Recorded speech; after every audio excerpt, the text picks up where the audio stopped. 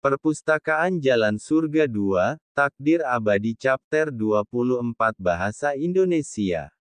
Bab 24, Bab 24, Yang Tua Mengubur Yang Muda. Kuda 1000 li memang sangat keras kepala, tetapi jika dibandingkan dengan elang Changbai yang bisa terbang, ia masih jauh lebih rendah. Karena yang terakhir dapat dijinakkan dengan mudah, bagaimana mungkin Suxiang dapat dijinakkan sampai mati? Sebelumnya, dia yakin apa yang dikatakan Feng Jin itu benar, tetapi saat ini, dia merasa ragu. Apa maksud Nona? Zhang Xuan tampaknya sama sekali tidak menyadari perkataan gadis itu. Dia tidak dapat menahan diri untuk tidak berdiri terpaku di tempatnya, bibirnya bergetar, matanya dipenuhi dengan ketidakpercayaan. Maksudmu, Suxiang, dia sudah mati. Pada saat ini, mata Zhang Xuan menunjukkan sedikit keterkejutan, sedikit kebingungan, sedikit ketidakpercayaan, dan sedikit kesedihan, campuran emosi yang membuatnya jelas bahwa dia baru saja mendengar berita itu. Kamu sangat terkejut. Mo Yansui mengerutkan kening. Suxiang sangat sehat pagi ini, ia bahkan mendengus padaku dengan main-main, dengan gembira mengantarmu ke sekolah dengan wajah ceria, bagaimana ia bisa mati? Tangannya mengepal, Zhang Xuan menggertakkan giginya, Nona, apa sebenarnya yang terjadi? Melihat kata-katanya yang tulus dan ikhlas, tidak seperti kepura-puraan, dan dikombinasikan dengan bagaimana dia dengan mudah menjinakkan elang Changbai tadi, Mo Yansui juga agak tidak yakin dan menoleh ke arahnya. Sebelumnya ketika kau datang ke kediaman penguasa kota, Feng Jin mengatakan kepadaku bahwa untuk menjinakkan Suxiang, kau tidak hanya menghukumnya secara fisik tetapi juga memotong perutnya dengan sebilah pisau, menyebabkan kuda 1000 li ini tidak dapat menahan rasa sakit fisik dan spiritual dan tiba-tiba mati setelah kita pergi. Nona, maksudku adalah aku yang membunuh Suxiang.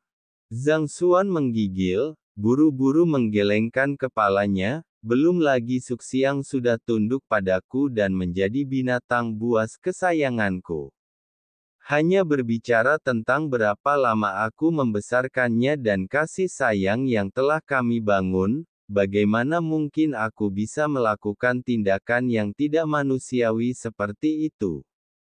Terlebih lagi, jika benar-benar disayat di perut, Nona Yu tidak akan bisa tidak menyadari apapun selama perjalanan, kan?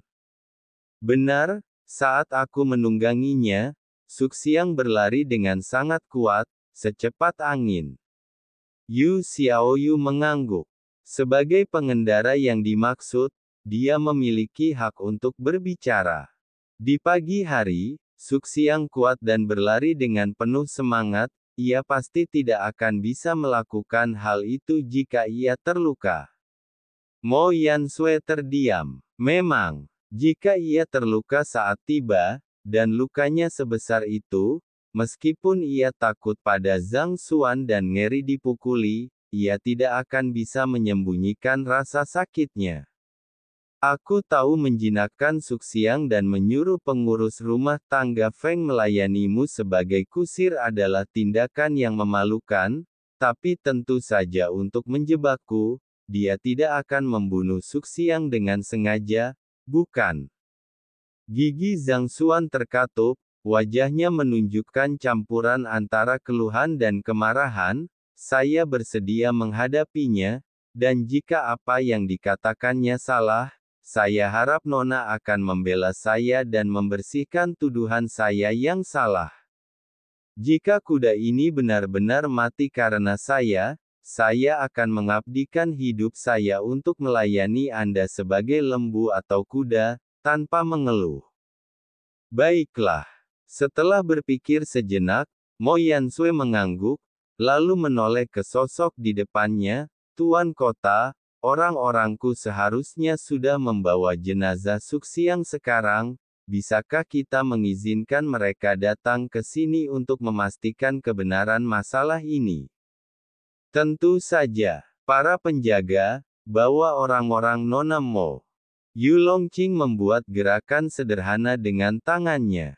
Pemuda di hadapannya memiliki kemampuan luar biasa dalam menjinakkan binatang buas, dan bahkan sebagai penguasa kota, ia bermaksud berteman dengannya, jadi wajar saja jika ia bersedia menjamin reputasinya atas masalah sekecil itu. Didampingi para pengawal yang datang, tak lama kemudian, Feng Jin, Wu Xiang, dan yang lainnya, menarik tubuh Suxiang, muncul di aula utama.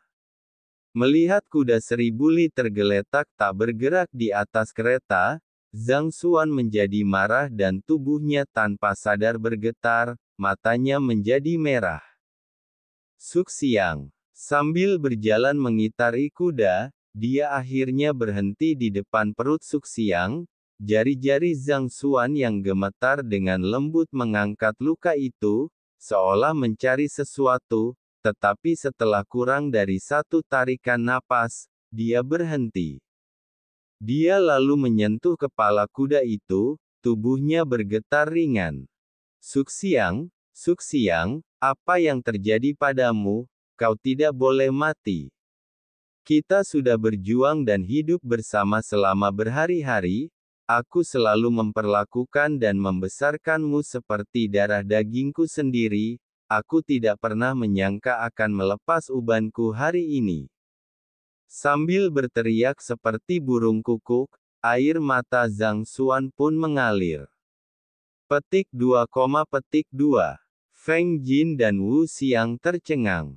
Mereka sedekat itu. Mengapa mereka tidak menyadarinya sebelumnya? Ini tidak akan berhasil, jika mereka membiarkannya terus seperti ini, mereka benar-benar tidak akan mendapat penjelasan.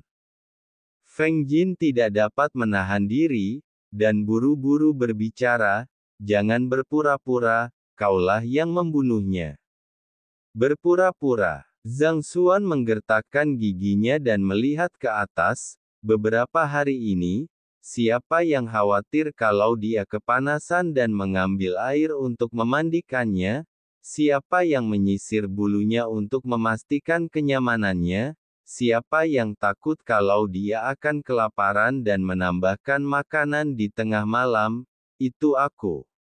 Pengurus rumah tangga Feng. Bahkan jika aku telah menyinggungmu, kamu tidak akan dengan sengaja membunuhnya hanya untuk menjebakku, kan? Bingkai. Zhang Xuan, jangan mencoba membalikkan keadaan, jelas kaulah yang membunuhnya. Terkejut, sekilas kepanikan tampak jelas di mata Feng Jin. Saya dapat bersaksi, karena hukuman dan penyiksaan Zhang Xuan, Suxiang menderita luka parah dan meninggal, Wu Xiang menimpali untuk memberi dukungan. Hukuman dan pelecehan. Omong kosong. Zhang Xuan menegakkan lehernya. Jika bukan karena penyiksaanmu, dari mana luka di perut Suxiang berasal? Bagaimana mungkin dia bisa mati? Feng Jin mencibir, Zhang Xuan, aku sarankan kau untuk mengatakan yang sebenarnya. Nona Yu mungkin masih bisa mengampuni nyawamu. Kalau tidak, hari ini akan menjadi hari kematianmu. Anda. Seolah kalah berdebat, Zhang Xuan menarik napas dalam-dalam dan menoleh ke arah Mo Yansui. Nona, Anda tidak bisa hanya mendengarkan ceritanya. Suxiang meninggal setelah kami pergi. Oleh karena itu, apakah dia meninggal karena saya atau jika pengurus rumah tangga Feng sengaja menjebak saya? Jika ada saksi, mereka dapat membersihkan nama baik saya. Tepat sekali. Mo Yansui mengangguk.